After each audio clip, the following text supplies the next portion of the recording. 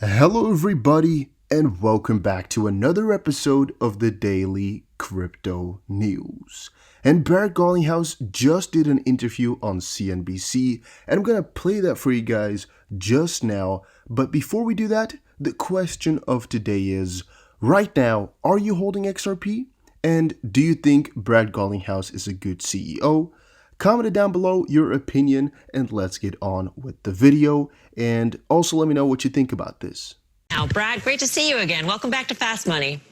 Thank you for having me. It's great to see you again, despite the weird times. Yeah, very strange times indeed. On this day that you debut on the Disruptor 50 list, you're also making an announcement yourself in terms of your backing of PayID. Can you explain what this is and why this sort of simplifies how crypto had transferred money in the past?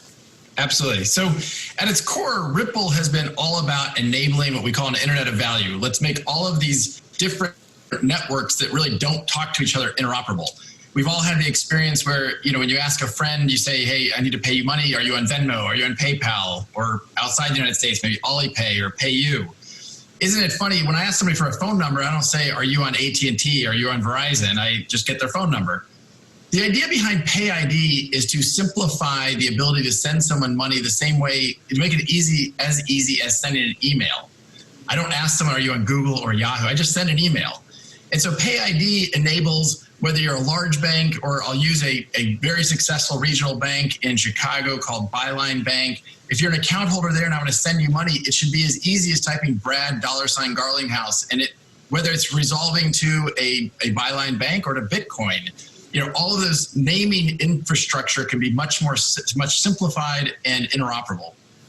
I want to try and understand more what and who this disrupts. So who do you see as the main user of this sort of technology? Is it consumer to consumer money transfer, or ultimately could it be a company paying another company for, buying a unit of theirs, for instance, or inventory? Or, how big could this be? Well, so let me start by saying something about the word disruption in that sentence. I actually don't look at this. We're thrilled and honored to be on the disruptor list. I think disruptor, particularly in Silicon Valley, can be a word that's kind of overused. That it worked for Uber, it worked for some, but I think to some degree, it's not about move fast and break stuff. It's about building. It's about partnering and enabling. So when I think about what PayID is doing, and really when I think about what Ripple's doing overall, how do we partner with the industry and make it more efficient? How do we make it better for consumers? How do we make it better for small businesses? What we're seeing with PayID is not that it's going to disrupt a bank or disrupt a payment provider. It's going to make them more efficient. It's going to reduce friction. It's going to make it easier for consumers, for small businesses. And if we can reduce the friction of payments, we actually can unlock a lot of things we don't really think about. Micropayments. There's a whole bunch of kind of almost science fiction, Blade Runner kind of examples that if the friction of a payment can go to zero, it's going to make all of our lives a lot simpler, a lot better. It's going to bring people into the financial community that are either underbanked or unbanked. All right. Brad, we're going to leave it there, but it's always great to speak with you. Absolutely. Thanks for having me. Brad Garlinghouse. You can find the full Disruptor 50 list at CNBC. And alright guys, I hope you all enjoyed that little clip there from the interview with Brad Garlinghouse on CNBC, because it illustrates again how huge of a deal this whole PayID situation actually is. Realistically speaking here, guys, this might be one of the biggest announcements that Ripple has ever done and might ever be able to do, as it really just shows again their power in the space and everything that they're capable of. Now, there are a couple of things that we did not show earlier, and a couple of researchers over on Twitter have actually notified me about it. So one of the things here comes from XRP researcher. He says, this whole PayID announcement from Ripple is bigger than we think. Facts. Everyone involved is tweeting about it. Spring Software Development Kit can work with Swift via PayID. Ripple is behind PayID, level playing field. What did I miss? Well, one of the questions I had earlier was exactly how Ripple was involved and how the clients would all work, but I saw a very, very good thread from David Schwartz, and I retweeted it to you here. He says a lot of just pure facts to explain a lot of the questions that people were having. So to quickly go through that as well, PayID can do so many things a thread. PayID provides human-readable payment addresses for crypto payment systems. PayID provides a single destination address for multiple cryptocurrency and fiat payment systems. PayID gives cryptocurrency companies a way to meet regulatory requirements such as the travel rule. PayID can provide cryptographic proof that payment was delivered to the correct destination. Which of these features do you think is more important to make sending a payment as easy as sending an email? Because as I've said before, that is the ultimate goal here, to make sending an email and sending a payment relatable, or really to create the internet of value where moving money is as simple as moving information. That's the line I like to use about it or for it. And it's really the truth, guys. It's really the truth. It's so strange that in all those years, it hasn't been done yet, and Ripple is now really, really close to some groundbreaking stuff. Now, I also hear a little bit of a clear up from Brad Garlinghouse himself. They tweeted a couple of hours ago, together with over 40 global companies and nonprofits, Ripple joins the Open Payment Coalition to help drive innovation forward and simplify global payments for all. Discover the coalition's PayID, an exciting step for global interoperability on Ripple website. He later clarified, sending a payment should be as easy as an email, no matter where you are, what currency you're using, or who you want to pay. It is that simple. Hashtag PayID together. And again, that's a very important point that he's making here, that again, it doesn't really matter who you need to pay, and it should be as easy for everybody everywhere. Again, hinting at the fact that they want to make this global, hopefully and most likely as soon as possible, to reach as many people as possible, and that is huge. Now, also, a couple of you guys tweeted at me over on Twitter, which is obvious when I say tweeted, but alright. And by the way, if you are enjoying these videos, make sure you press the like button and subscribe. Helps me out a ton, puts a smile on my face, and about 63% or so are not subbed, and I want to get that to 50, so press the subscribe button. He says here on Twitter, 2020XRP, well, what do we have here? Swift is also tied in with PayID. Ripple is after all the money. And most likely you saw it earlier here just now because, it can be seen here. Spring SDK can work with Swift via PayID, and you're hearing Swift. But if we check a little bit further into it, you can see here on the official Swift.com website, Swift welcomes the public launch of the new payments platform, NPP, in Australia, which is set to revolutionize the way payments are made domestically. Swift has helped to design, build, test, and deliver the NPP, and will play a key role in operating the infrastructure for the NPP.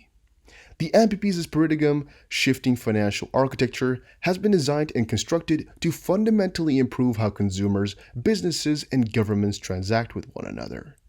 The key features of NPP, which again stands for New Payments Platform, include 24/7 instant payment and real-time line-by-line settlement via the Reserve Bank of Australia's fast settlement service, open access platform that truly empowers innovation through competition, overlay service framework that will provide new value service to Australian consumers, businesses, and governments.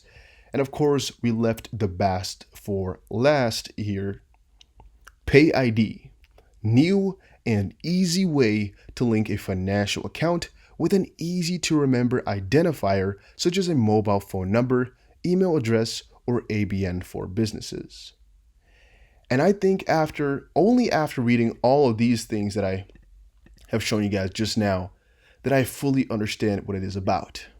It's not necessarily about Ripple broadening their horizons. It's not really about all these companies partnering up together to get more partners or to do something from that perspective, or to get more clients, or to really get more cross-border payments in by definition. It's really to make it accessible for everybody, to make it simpler for everybody, and to make it so, literally, as I just said, the internet of value comes to fruition, where sending a payment is as easy as sending an email. Right now, sending a payment to somebody whom you don't have all the info from, and when I'm talking about all the info, if you want to send a bank transaction, you're going to have to know that person's name and whole bank account number, which is relatively difficult. And in a lot of places, you don't hand those out. At least, I believe in the Netherlands here, where I live and where I come from. Yeah, it's not that big of a deal to give people your bank account number. But in America, at least as far as I've heard, it's a pretty strange thing to give somebody your bank account number, and they'll look very strange if you decide to give it or talk about it. And one of the fun things there is that through this system that they're deciding or talking about here, that most likely is not going to be as fragile information. At least, I don't know how they're going to be doing it too much, but I'm assuming that it's going to be like with an email. You can give everybody your email. The worst thing that can happen is spam. And I guess the worst thing that can happen with one of your payment accounts or names is that they can send you spam money. They can spam you 1 cent. Well, yeah, very annoying, but free money in the end.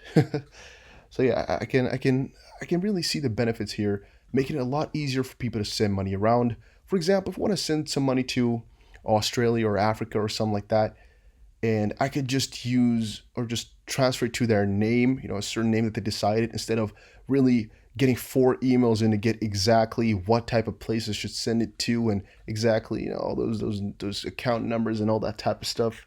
That would be huge. And if it could also then be done in a day or so, or even a couple hours, even a couple minutes or instant. Wow, right? That's just crazy if you ask me. That's really crazy. That's really crazy. However, we shouldn't forget PayPal. What they're saying right here with PayID, like in this case here, it's kind of like PayPal, but then most likely for everything. And again, PayPal sometimes also takes some time. Can be. The Rebel Bull also said on Twitter, investing in XRP is rough. You see your friends and family living their lives and buying goods that I have to sacrifice now for my future self's freedom. XRP is a psychological battle, not just a financial one. And only the strong will survive. It's a very inspirational tweet, if I do say so myself. Because if you think about it, it's really the truth here. What we are doing, the holders and really the people that are, to say, enlightened with the knowledge surrounding XRP and investing in crypto, what we are doing is we're substituting our consumption now to consumption in the future. We're extending this period, or we're prolonging this desire to buy goods. And what that most of the time does is, with the power of interest, or I guess just profits over your money, whatever you want to call it, it depends on how you really go for it. But traditionally, because of interest, you actually get more in the end by waiting. And the overall happiness is not to be decided, because for everybody it will be differently where your curve lies. But in the end, most of the time it brings you more by just waiting a little bit to spend. And I know for a lot of people it's not an option to wait with consumption because, well, you have to buy rent, possibly you have to buy food. But some luxury things, if you can wait with it, it's sometimes a very good option to do so. And especially when you have a goal of reaching a certain amount of money invested, or a certain amount of XRP, or a certain something else in the far future, you might have to make some sacrifices now to get there in the future. It's something to think about as well. It's something to maybe write down every so often. Just, do I really want this? If you're looking at a certain good, or like, what do I need to do to get this new thing? For example, you want a Lamborghini and you're spending literally 99% of your income and saving 1%, or you guys get it, maybe like you're saving 10%. Unless you have a very freaking high income, it's going to be very, very difficult to get your Lambo at one point in the future. All right, and that's if you want some of these, more expensive material things. Some people just want to invest for their grandchildren or their children, or when they die. It's all possible. Or retirement itself. It's all possible, but it's just to give an example. Then maybe it's easy or helpful to think about, what could you do right now? For example, invest to get that thing in the future, to live that life in the future, or to have X amount of money in the future to retire and things like that. It's something I explain a lot on my Dusty Finance channel, but also here every time I make those retirement videos and sometimes the motivational videos and such, because it's something important to think about here. And also, if you're seeing all your friends or your the people of the same age. For example, one of my friends, he's, I believe, about 39, 40 years old. A lot of his friends are buying boats, cheaper boats, but they're buying boats or like things like maybe like some motor-ish types of things and just some goods to have fun, right? But he's like, well, I want this. I don't remember exactly what it was, but he wanted something, but it was a little bit above his standard. And thus he couldn't be spending these small amounts on the boats and the small amounts on extra gas, a small amount on insurances, because he wanted something really, really bad. This is a long time ago, but then he decided to invest in, I believe, stocks it was as well, for about 3.5, maybe 4 years. And boom, he got himself a big freaking check because he waited with his consumption. He invested almost everything that he had for 3 years. And he made it very, very big, right? Okay, moral of the story, to keep it a little bit shorter. Sometimes you gotta, maybe think about substituting your current spending or consumption to the future if it's possible, so you have more benefit on it in the future. It just depends, again, where your priorities lie, but I believe very often it can be a very, very good solution. Alright guys, that was it for this video though. Hopefully you all enjoyed it.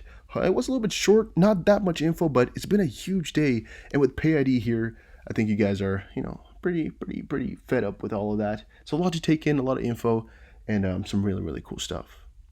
But as I said before, thank you guys all for watching. Don't forget to press the like button and subscribe, and I'll see you guys again in another crypto video soon. Also, don't forget to check out my other channels, 5 Minute Crypto and Dusty Finance, and take care, everybody.